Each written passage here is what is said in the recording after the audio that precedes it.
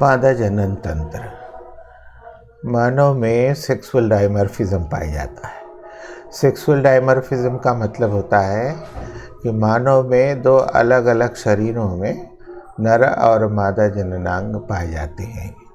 यानी अलग अलग शरीर में नर जननांग पाए जाना और अलग अलग शरीर में मादा जननांग का पाए जाना, ये सेक्सुअल डायमॉर्फिज्म कहलाता है। इसी को डाइसेक्स कहते हैं। इसी को एक लिंगी जीव का होना कहा जाता है। तो आज के इस अध्ययन में मादा जनन तंत्र का, मनुष्य में मादा जनन तंत्र का अध्ययन किया जाता है। सेक्सुअल डायमॉर्फिज्म के कारण जो नर मानव होता है वो पुरुष कहलाता है और जो मादा मानव होता है वो स्त्री कहलाती है। तो स्त्री में पाए जाने वाले जनन तंत्र को मादा जनन तंत्र कहते हैं। किसी भी अंग तंत्र का जब अध्ययन किया जाता है तो अध्ययन में दो पार्ट होते हैं। एक पार्ट ये प्रदर्शित करता है कि उस जनन तंत्र का निर्माण किन अंगों से होता है और दूसरे में ये प्रदर्शित किया जाता है कि ये अंग आपस में किस तरह से कोऑपरेट करके पूरे तंत्र का निर्माण करते हैं।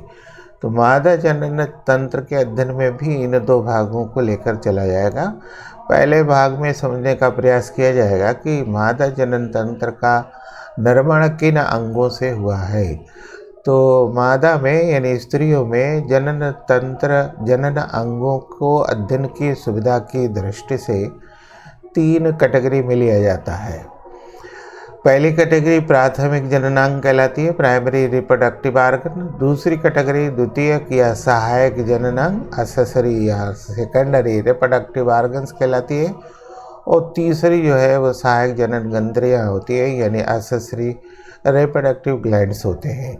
यानी ये तीन भाग परस्पर मिलते हैं तो मादा जनन अंगों का निर्माण होता है। तो स्त्रियों में, महिलाओं में ये जनन अंग उनकी उदर गुहा के निचले भाग में स्थित होते हैं।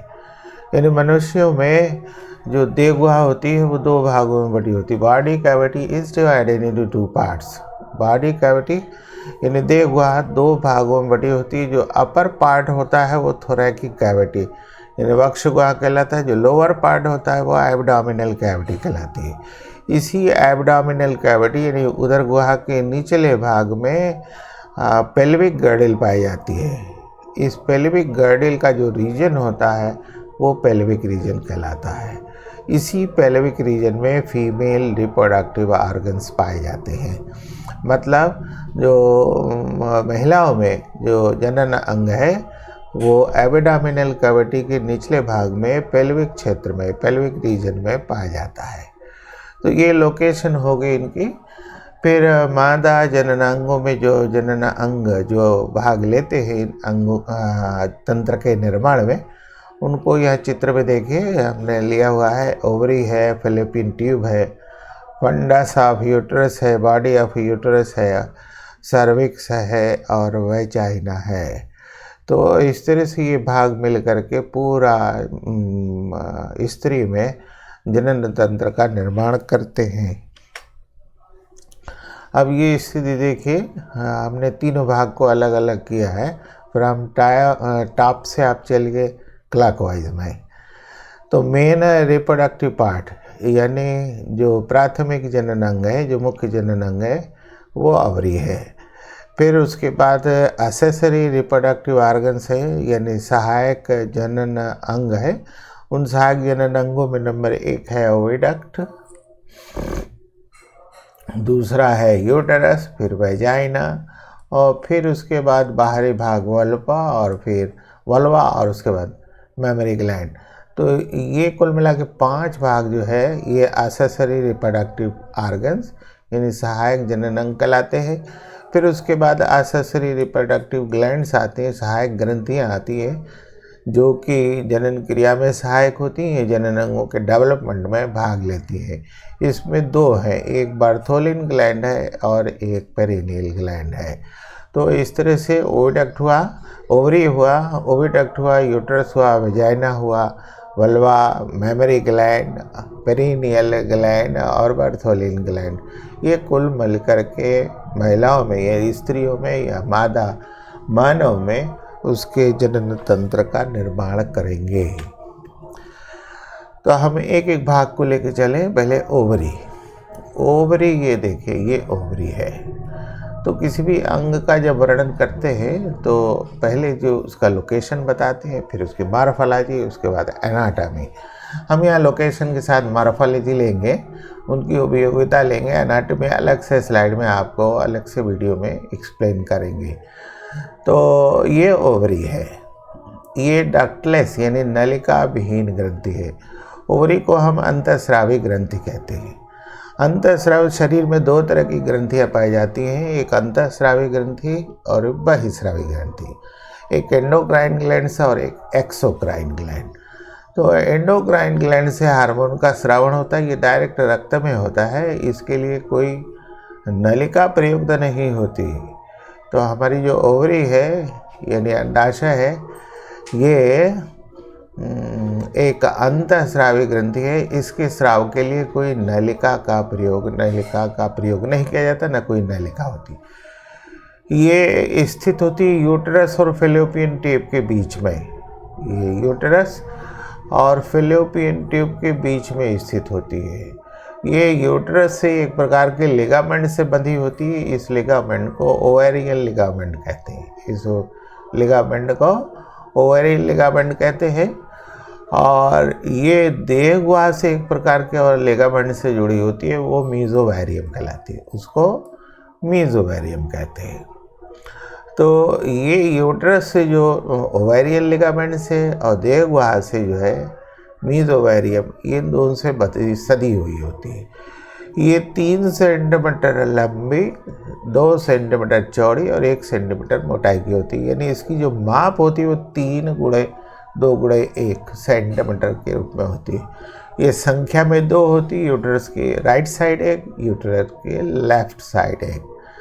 तो ये हो गई इस ओवरी की स्थिति।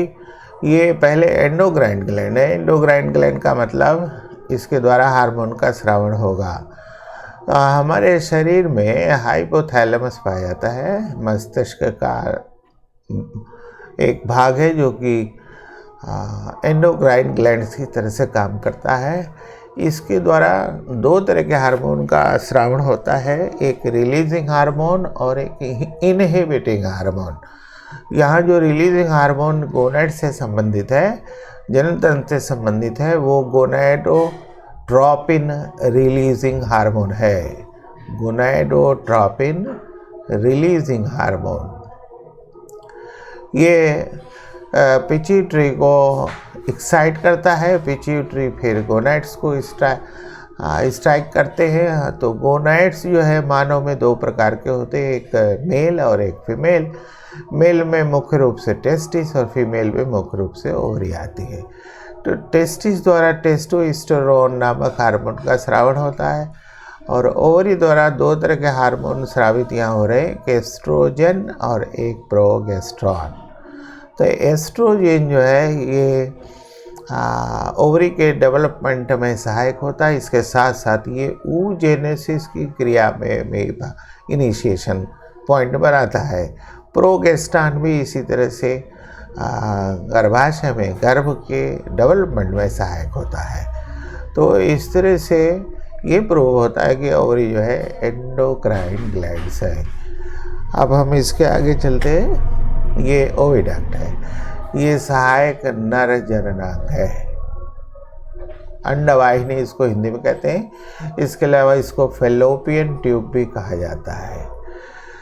तो अब ये ओविडक्ट का स्ट्रक्चर है। इसमें इस स्ट्रक्चर में देखिए कि इसका एक सिरा ये है जिस पर कि अंगुलाकार प्रवर्ध बने हुए फिंगर लाइक प्रोजेक्शंस है, इसको फिम्ब्री कहते हैं। ये एक साइड से ओवरी से जुड़ा हुआ है, दूसरा सिरा इसका यहाँ आकर के यूट्रस में खुल रहा है।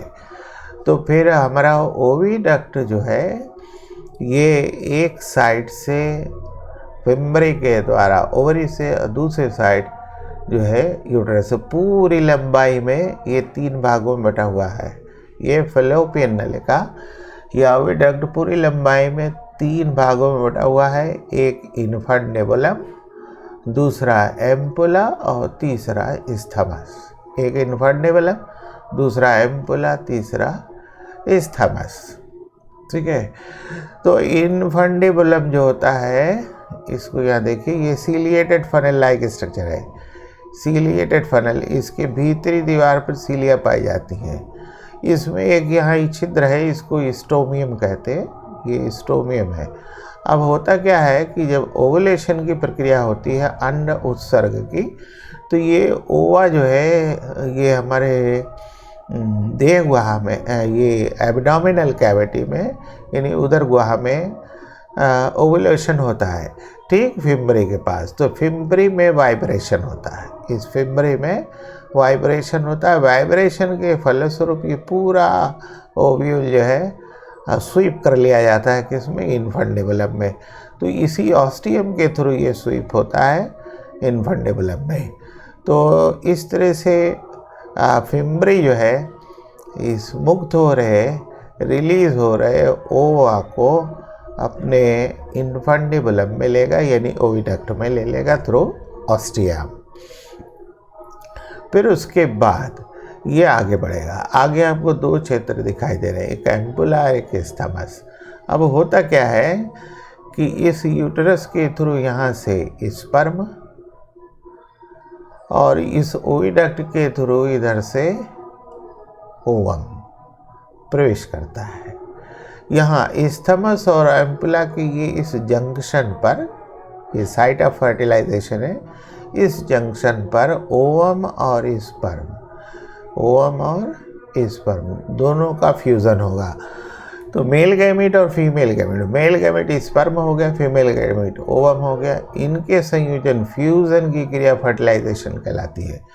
तो स्त्रियों में, महिलाओं में या मादा मानव में फर्टिलाइजेशन जो होता है वो एम्पुला और स्थमस के ठीक जंक्शन पर होता है, यानी बीच में होता है, इसीलिए इसको साइट ऑफ फर्टिलाइजेशन कहते हैं। तो ये ओविडक्ट का पूरा डिटेल हुआ। इस डिटेल को आपको इस तरह से याद रखना पड़ेगा कि इसमें कितने कितने भाग होते हैं, फिम्बरी का क्या काम है, इनफंडिबुलम में सीलिया पाई जाती है उसका क्या वैल्यू है, और फिर साइट ऑफ फर्टिलाइजेशन, फर्टिलाइजेशन की क्रिया ओविडक्ट में कहाँ होती है, इसका डिस्टल पॉइंट क्या है, इसका प्रॉक्सिमल पॉइंट क्या है। अब इसके आगे देखिए, नेक्स्ट पोर्शन आप मिलता है यूटेरस, इसको हिंदी में गर्भाशय कहते हैं। ये यूटेरस है, ये सहायक जनन अंग है, ये मुख्य सहायक जनन अंग है। अब ये यूटेरस का पूरा चित्र है। इस यूटेरस के चित्र में आपको दो बातें समझनी पड़ेंगी। एक, पूरा यूटेरस आगे कितने भागों से मिलकर के बना होता है, इसकी हिस्टोलॉजी क्या है, इसका कनेक्शन क्या है। तो ये यूटेरस का जो अग्रभाग होता है, ये दोनों तरफ देखिए, ये ओविडक्ट से जुड़ा हुआ है। यूटेरस का जो अग्रभाग है ये दोनों तरफ से ओविडक्ट से जुड़ा हुआ है, और जो निचला पोर्शन है वो वेजाइना से जुड़ा हुआ है। यानी इसका कनेक्शन जो है left and right side oviduct से है, अपर साइड में और लोअर साइड में ये वेजाइना से कनेक्ट हो रहा है। तो ये इसका पूरे जो है मेल रिप्रोडक्टिव सिस्टम में इसका कनेक्शन हुआ। दूसरी चीज़ हुई इसकी साइज़, ये 8 × 5 × 2 सेंटीमीटर, मतलब ये 8 सेंटीमीटर लंबा, 5 सेंटीमीटर चौड़ा, 2 सेंटीमीटर मोटा होता है। अध्ययन की सुविधा की दृष्टि से ये पूरा रेंज 8 सेंटीमीटर का 3 भागों में बटा हुआ है। जो ऊपरी भाग है, वो जो टॉप मोस्ट भाग है, उसको फंडस कहते हैं, ये फंडस है। अब ये फंडस जो है दोनों साइड ओविडक्ट से जुड़ा हुआ है, और नीचे की तरफ जो है ये वेजाइना की बॉडी, वेजाइना काय है, यानी बॉडी से जुड़ा हुआ है। इसके बीच का भाग जो है ये बॉडी है, काय कहलाती हिंदी में, इसको काय कहते हैं। ठीक है, ये महत्वपूर्ण पोर्शन है। यहाँ जो है भ्रूण का रोपण होता है, भ्रूण का रोपण होता है, इसको इम्प्लांटेशन ऑफ ब्लास्टोला या ब्लास्टोसिस्ट कहते हैं। यहाँ इनका रोपण होता है, और फिर जो निचला इसका सकरा पोर्शन है वो सर्विक्स कहलाता है। ये सर्विक्स आकर के लास्ट में यहाँ वेजाइना से खुल जाता है। तो पूरे शरीर को 8 सेंटीमीटर लंबे शरीर को हम 3 भाग में बांट रहे हैं। Top most fundus, lower most cervix and in between fundus and cervix body. ये बॉडी में ही इसमें यहाँ इम्प्लांटेशन होता है, यानी गर्भ का रोपण होता है ब्लास्टुला स्टेज में। हिस्टोलॉजी में इसकी ये पूरा शरीर जो है 3 कोश के स्तर से बना होता है, यानी यूट्रस का जो बॉडी है वो 3 कोश के स्तर से बना है। सबसे बाहरी कोश की स्तर जो है वो पेरिटोनियम कहलाता है। सबसे बाहरी कोश के स्तर ये पेरिटोनियम कहलाता है। ये सुरक्षात्मक आवरण बनाता है, ये प्रोटेक्टिव लेयर है। बीच का जो कोश की स्तर है वो मायोमेट्रियम कहलाता है, ये मस्कुलर होता है। प्रेगनेंसी पीरियड में यानी गर्भाकाल में ये एक्सपैंड करता है, फैलता है। फिर सबसे अंदर का जो पोर्शन आता है, कोश के स्तर आता है, वो एंडोमेट्रियम कहलाता है। ये मेंस्ट्रुअल साइकिल के दौरान शेड कर दिया जाता है और गर्भाकाल में इसका बड़ा महत्व है। यहाँ इसी एंडोमेट्रियम में ब्लास्टोसिस्ट का इम्प्लांटेशन या निरूपण हो जाता है। तो इसमें 2 मुख्य बातें, surgical removal of uterus and surgical removal of testis. तो बायोलॉजिकल लैंग्वेज में हिस्टेरेक्टोमी ये सर्जिकल रिमूवल ऑफ यूट्रस कहलाता है, और काइडेक्टोमी या ऑर्किक्टोमी ये removal of testis, surgical removal of testis कहलाता है। ये आमतौर से परीक्षाओं में पूछे जाते हैं, इनको याद रखने वाली बात है ये। फिर हम अगले एक्सेसरी रिप्रोडक्टिव आर्गन पर आते हैं। इसके साथ साथ एक्सेसरी रिप्रोडक्टिव ग्लैंड्स भी ले लेंगे। तो एक्सेसरी रिप्रोडक्टिव आर्गन में एक और भाग बनता है, ये यूट्रस के नीचे वाजाइना। यूट्रस के नीचे वाजाइना वाला पोर्शन बनता है, यानी वाजाइना जो है ये गर्भनाल कहलाती है। गर्भनाल यानी जन्म नलिका कहलाती है। ये 8 सेंटीमीटर लंबाई होती है, बर्थ कैनाल होती है। इसमें कई फोल्ड मिलते हैं इसके। इन टिश्यू फोल्ड में जो दिखाई दे रहे हैं ये टिश्यू फोल्ड, इनको लिप कहते हैं। इसमें एक लिप बाहर की तरफ होता है, आउटर लिप, और एक लिप जो है अंदर की तरफ होता है। तो जो आउटर लिप होता है वो लैबिया मेजोरा कहलाता है। आउटर लिप को लैबिया मेजोरा कहते हैं और इनर लिप को लैबिया माइनोरा कहते हैं। ठीक है, इसके अंदर का जो ये पोर्शन आ रहा है लैबिया मेजोरा के अंदर, ये यहाँ 2 ओपनिंग आपको दिखाई दे रही है। एक ओपनिंग जो है वेजाइनल ओपनिंग है और एक ओपनिंग जो है यूरेथ्रल ओपनिंग है। वेजाइनल ओपनिंग के ठीक साइड में दोनों तरफ ग्लैंड पाई जाती है, ये बर्थोलिन ग्लैंड है। ये मेल में बल्बो यूरेथ्रल ग्लैंड के होमोलागस है, ये मेन बात है। बल्बो यूरेथ्रल ग्लैंड के ये होमोलागस है मेल में। उसके बाद इसी तरह से ऊपर एक हर्षण, हिंदी में हर्षण कहते हैं, अंग्रेजी में एरेक्टाइल पोर्शन होता है, ये क्लाइटोरिस कहलाता है। ये क्लाइटोरिस कहलाता है। तो इस तरह से ये एक्सेसरी रिप्रोडक्टिव आर्गन हो गया। अब ग्लैंड्स की बात कर लेते हैं। ग्लैंड्स में ये बल्बो यूरेथ्रल ग्लैंड हुआ और ये पेरिनियल ग्लैंड हुआ। तो वेजाइना और एनस, वेजाइना और एनस के बीच में ये पेरिनियल ग्लैंड है। ये स्पेसिफिक आर्डर का जो है केमिकल सब्सटेंस सिक्रीट करता है। बल्बो यूरेथ्रल ग्लैंड से जो सिक्रीशन होता है ये वेजाइनल ट्रैक को या वेजाइनल ओपनिंग को इस चिकना बनाता है, जो घर्षण से इसकी रक्षा करता है। तो इस तरह से जो मेन बात इसमें है वेजाइना में, वो ये है कि वेजाइना का जो ऊपर की तरफ पोर्शन है वो सर्विक्स से जुड़ा होता है यूट्रस के, और नीचे ये बाहर की तरफ वल्वा के थ्रू खुलता है। इसकी दीवार में यानी इसकी वाल में लैक्टोबैसिलाई जीवाणु पाया जाता है। ये बैक्टीरिया जो है ग्लाइकोजन को कार्बनिक अम्ल में डिकम्पोज कर देता है, तोड़ देता है। ये कार्बोनिक अम्ल जो है वजाइना की ट्रैक में संक्रमण को रोक देता है। ये बहुत महत्वपूर्ण बात है। लेकिन इसके साथ ही साथ जब सीमेन इसमें पहुंचता है तो सीमेन जो है ये अल्कलाइन इन नेचर होता है, क्षारीय होता है, अम्ल के द्वारा ये उदासीन कर लिया जाता है। वजाइनल ओपनिंग पर एक स्क्रीन पर्दा पाया जाता है, इसको हाइमेन झिल्ली कहते हैं। एक झिल्ली होती है, ये हाइमेन झिल्ली कहलाती है। तो ये महत्वपूर्ण हुआ आपका वजाइना एक्सेसरी ग्लैंड्स में होगा। एक और एक्सेसरी स्ट्रक्चर है, वो मैमरी ग्लैंड कहलाता है। ये मैमरी ग्लैंड है, इसमें डक्ट्स पाए जाते हैं, इसलिए ये एक्सोक्राइन है। मैमरी ग्लैंड जो है इसमें डक्ट्स पाए जाते हैं, इसलिए ये एक्सोक्राइन है, ये एंडोक्राइन नहीं है।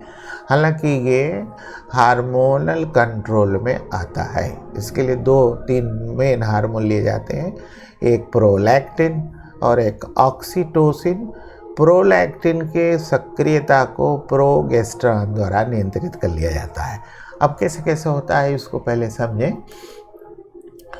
तो महिलाओं में दोनों वक्ष पर स्तन पाए जाते हैं, महिलाओं में दोनों वक्ष पर स्तन पाए जाते हैं। यही मैमरी ग्लैंड है, यही मैमरी ग्लैंड है।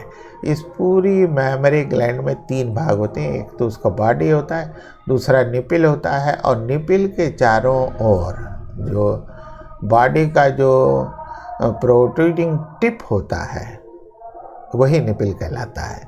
मैमरी ग्लैंड का के टिप पर जो उभरा हुआ पोर्शन होता है वो निपिल कहलाता है, और निपिल के चारों ओर, इसके अराउंड चारों ओर डार्क कलर का सर्कुलर एरिया होता है। निपिल के चारों ओर डार्क कलर का एक सर्कुलर एरिया होता है। इस सर्कुलर एरिया को एरोला कहते हैं, इस सर्कुलर एरिया को एरोला कहते हैं। अक्सर ये कंपटीशन नीट में प्रश्न में पूछा जाता है। अब वो बॉडी में आइए, पूरी बॉडी जो है आउटर ये फैटी बॉडी से प्रोटेक्ट कर ली जाती है। ये बार बार पेरिफेरल रीजन इसका जो है वो फैटी बॉडी से सपोर्ट किया जाता है। इसके अंदर ये छोटे छोटे सैक लाइक स्ट्रक्चर होते हैं। इनकी कुल संख्या जो होती है वो 15 से 20 होती है। ये लोब्यूल से मिलकर के बने होते हैं। तो ये छोटे छोटे जो मिल्क सिक्रेटिंग सेल्स हैं, ये छोटी छोटी गोल गोल जो संरचनाएं दिखाई दे रही हैं, सर्कुलर संरचना, इनको मिल्क सिक्रेटिंग सेल कहते हैं। ये कुबाइडल एपिथेलियल सेल्स होती हैं।